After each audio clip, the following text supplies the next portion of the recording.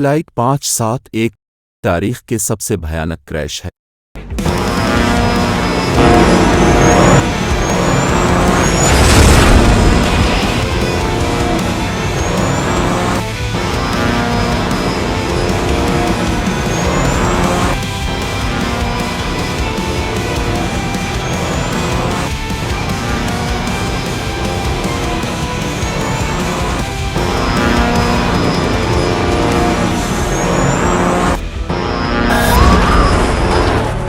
Crash के बाद ये सर्वाइवर्स 72 दिन बगैर प्रॉपर खाने के गुजारा।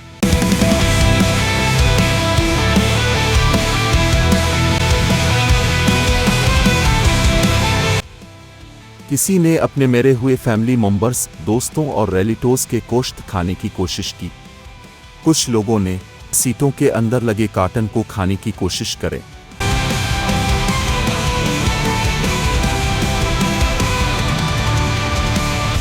इस दिन उन्हें 3 हवाई जहाज अपने ऊपर से उठते हुए दिखते हैं। ये अपनी पूरी कोशिश करते हैं कि वो हवाई जहाज उन्हें नोटिस कर ले, लेकिन वो कर नहीं पाते।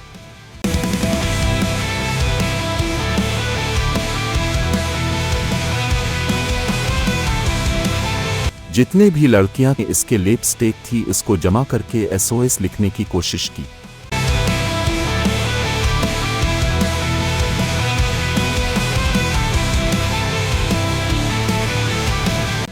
सिर्फ दी ग्रेट प्रेचर था।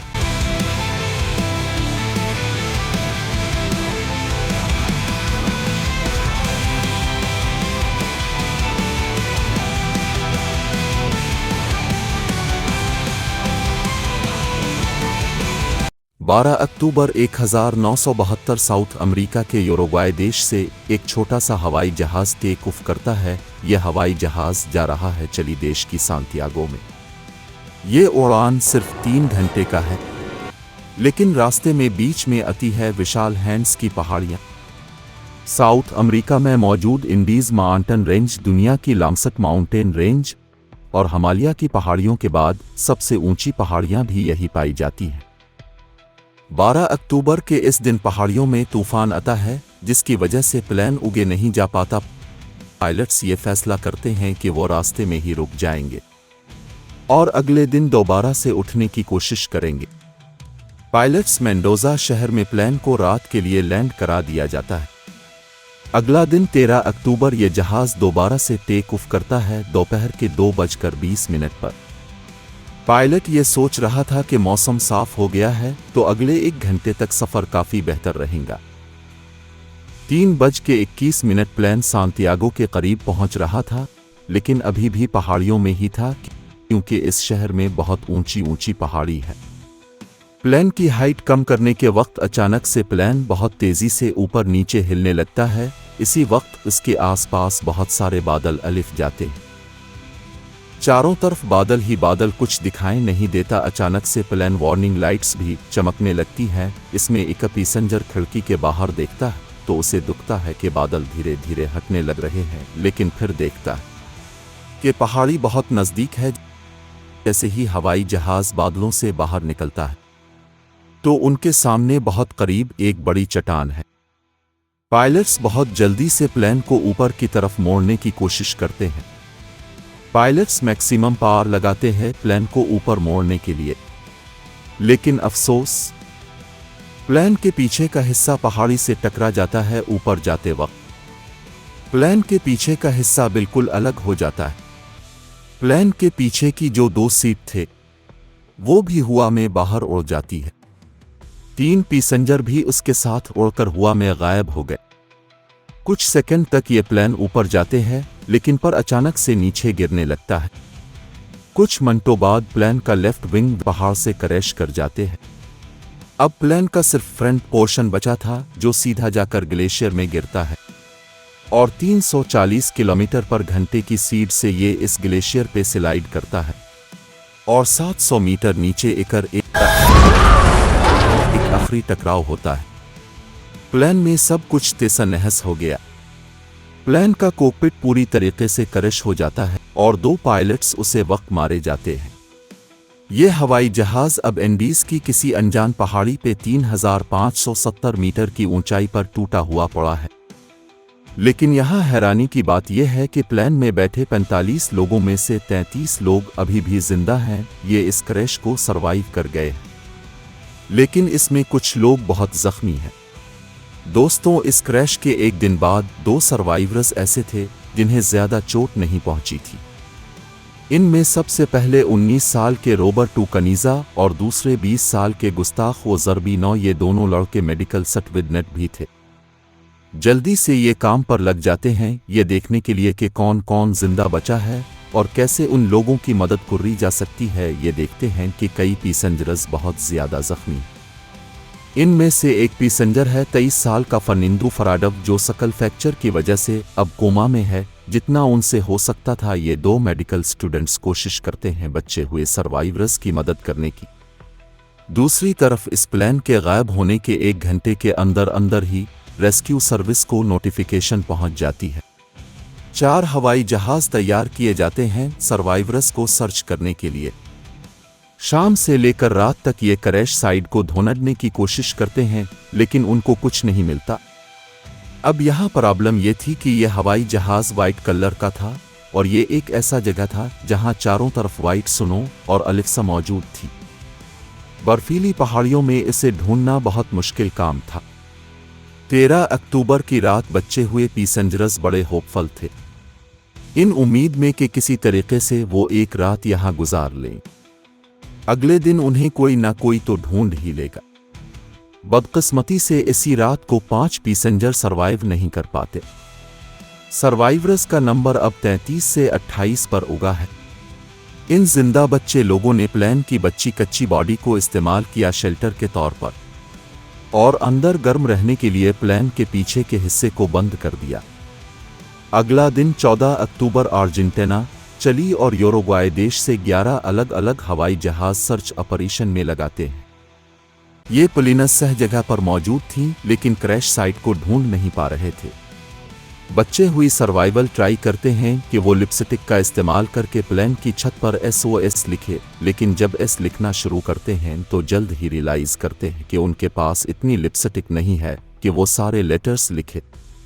फिर वो कोशिश करते हैं कि बर्फ में सूटकेसों का इस्तेमाल करके एक बड़ा सा क्रॉस बना दिया जाए ताकि सर्च एयरक्राफ्ट उन्हें देख ले, लेकिन जल्द ही ये रियलाइज कर लेते हैं कि ये काम नहीं कर रहा है।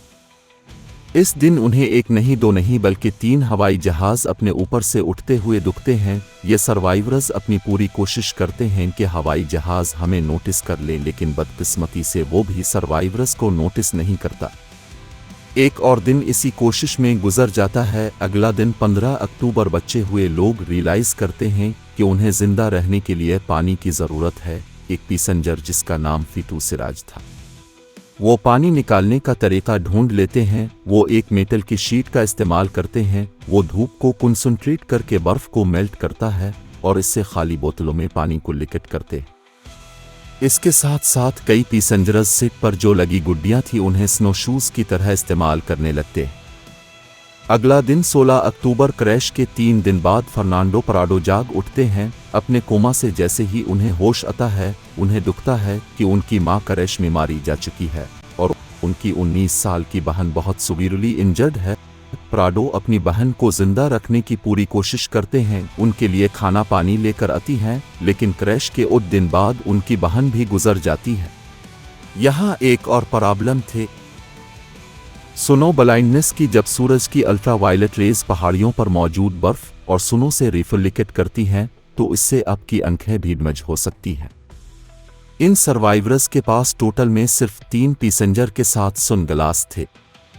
21 अक्टूबर क्रैश के 8 दिन बाद सर्च एंड रेस्क्यू टीम्स अपने हाथ खड़े कर देती हैं। उन्हें लगता है कि 8 दिन में किसी की सरवार का कुछ अता पता नहीं मिला तो कोई फायदा नहीं, अब इस सर्च ऑपरेशन को बंद करना चाहिए, क्योंकि बहुत कम चांस है कि इतने दिनों बाद कोई वैसे भी जिंदा बचा होगा। इसी गरज से इस सर्च ऑपरेशन को बंद कर दिया जाता है। इसी दौरान हवाई जहाज की सीटों से सर्वाइवर्स को एक रेडियो मिलता है। इन सर्वाइवर्स में एक सरवार रोय हार्ली इलेक्ट्रॉनिक्स के माहिर थे, तो वो रेडियो को ऑन करने की कोशिश करते हैं। एक लंबा सा एंटीना बनाता है और उनके कोशिश की वजह से फाइनली रेडियो काम करने लगता है। ये रेडियो ऑन करते हैं क्रैश के 11 दिन के बाद और तब उन्हें पता चलता है कि सर्च ऑपरेशन कैंसिल किया जा चुका है।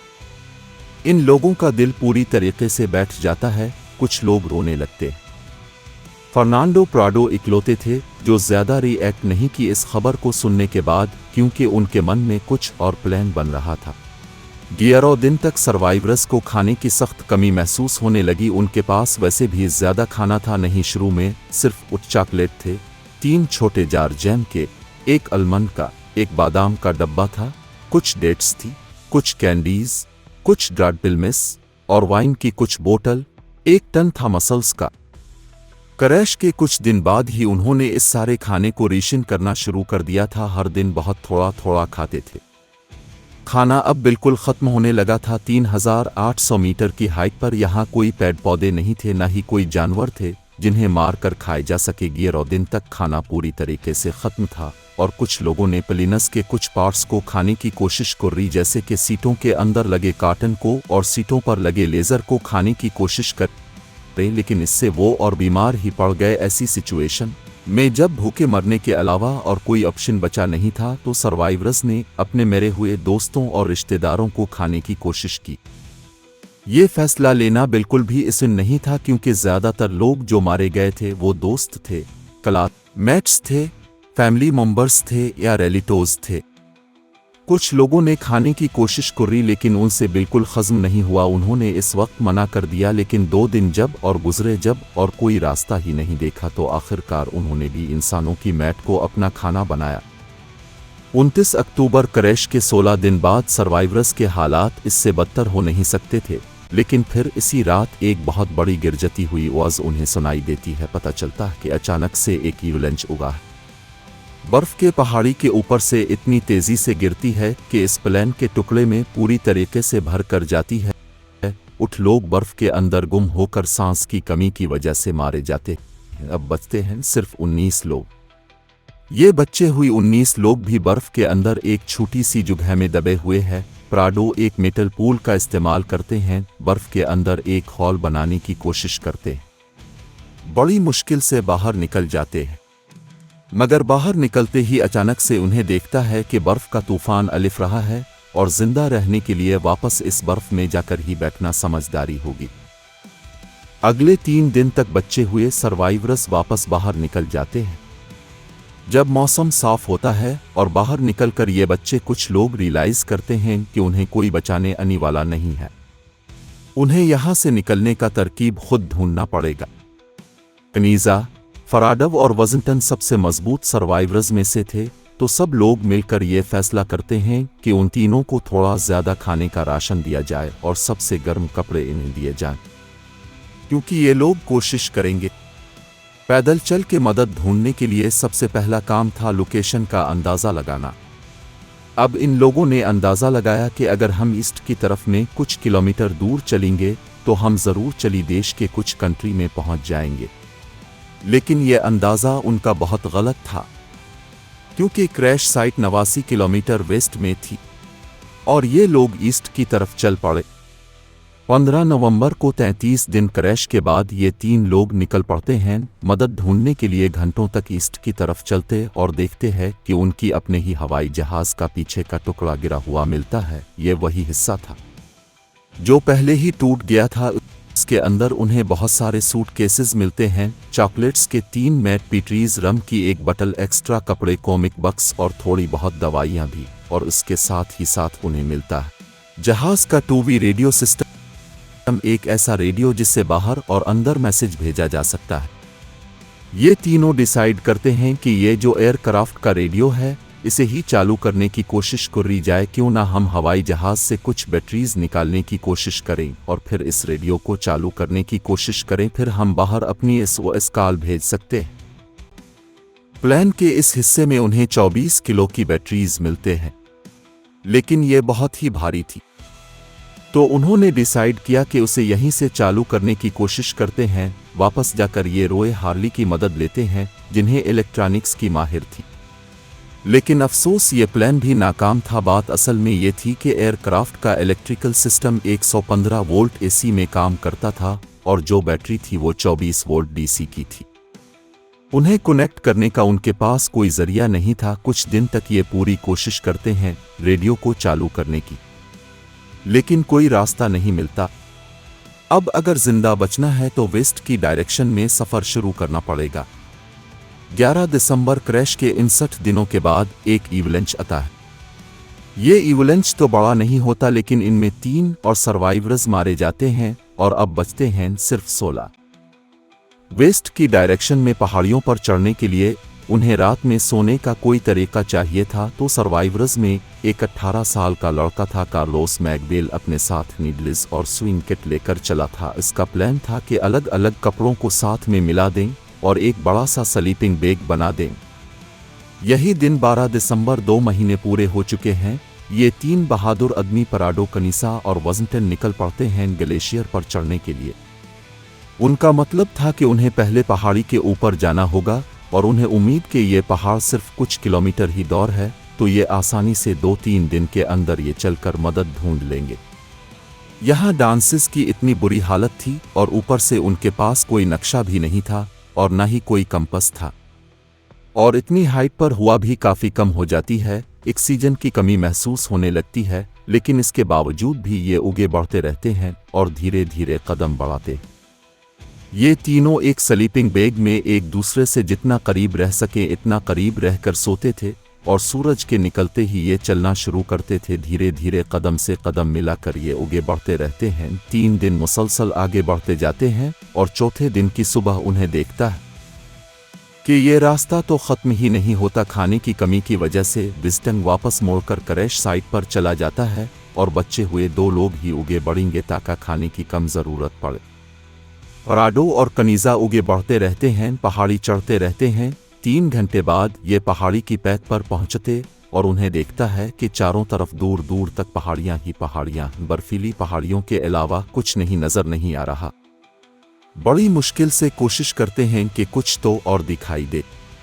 अचानक से पराडो दूर से एक पहाड़ की चोटी देखता है जहां पर बर्फ नहीं है। ये अंदाज़ा लगाते हैं कि हमें इसी डायरेक्शन में चलते रहना चाहिए। हार नहीं माननी पराडो और कनीजा कई दिन तक हाइकिंग करते रहते हैं। आखिरकार ये एक वैली में पहुंचते हैं, एक ऐसी वैली जहां पर उन्हें नदी बहती हुई दिखाई देती है। ऐसी सिचुएशन में नदी तक पहुंचना एक बहुत बड़ी राहत की चीज़ थी।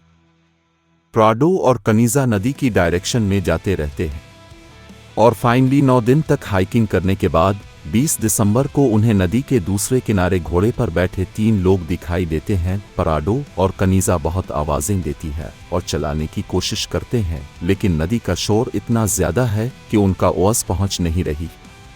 लेकिन खुशकिस्मती ये थे कि उनमें से एक इंसान पराडो और कनीजा को देख लेता है और उनकी तरफ देखकर वापस चलाता है। वो ये कहता है कि मैं कल दोबारा आएगा। अगले दिन वो आदमी घोड़े पर बैठकर दोबारा आता है और इस बार अपने साथ कुछ पेपर और पेंसिल लेकर आता है। वो इस पेपर को पत्थर और पेंसिल के साथ अटैच करता है और नदी के दूसरे किनारे फेंक देते हैं। पराडो की खुशी देखने वाले थे और वो जल्दी से पेपर पर लिखते हैं, हम 10 दिन से पैदल चल रहे हैं। मेरे जख्मी दोस्त प्लेन की क्रैश साइट पर मौजूद है। हमें जल्दी से मदद की ज़रूरत है, लेकिन हम नहीं जानते कैसे मदद मिलेगी। हमारे पास कोई खाना नहीं है, हम कमज़ोर हैं, हमारे पास चलने की भी हिम्मत नहीं। प्लीज़ हमें बचा लो। दूसरी तरफ इस खत को रिसीव करने वाला आदमी एक चली देश का किसान था। जब वो इस नोट को पढ़ता है और उन्हें इशारों से समझाता है कि मैंने समझ लिया, और अपने बाकी दोनों साथियों के साथ बात करने के बाद उसे पता चलता है कि हाँ, कुछ याद तो आ रहा है। कुछ 2 महीने पहले खबर में मैंने सुना था कि एक प्लेन क्रैश हुआ है, और जब इन साथियों को रियलाइजेशन होता है तो ये हैरान रह जाते हैं। उन्हें यकीन नहीं होता कि 2 महीने पुराने प्लेन क्रैश से अभी भी कोई जिंदा बचा है। अगले 10 घंटे तक लगातार ये घोड़े पर बैठकर वेस्ट की तरफ दौड़ने लगते हैं। फाइनली जब ये सबसे करीब के शहर में पहुंचते हैं तो ये खबर वहां के आर्मी कमांड को बताई जाती है, जो सांटियागो में मौजूद आर्मी के हेडक्वार्टर्स को राब्ता करते हैं। और इसी एक इंसान पराडो और कनीजा को घोड़े की मदद से लॉस मार्टिनस शहर में लेकर आती हैं। यहाँ पर उन्हें फाइनली कुछ रेस्ट मिलता है। पता चलता है कि 10 दिनों में ये 61 किलोमीटर पैदल चल के हाइकिंग किए थे। अब यह खबर इंटरनेशनल बन जाती है। चिली की एयरफोर्स 3 हेलीकॉप्टर्स भेजती है। अपने बाकी दोस्तों के लिए आर्मी ऑफिसर्स हेलीकॉप्टर में बिठाकर जाते हैं ताकि क्रैश साइट को लोकेट किया जा सके और उनकी मदद से बचे हुए सर्वाइवर्स की लोकेशन फाइनली पता चलती है।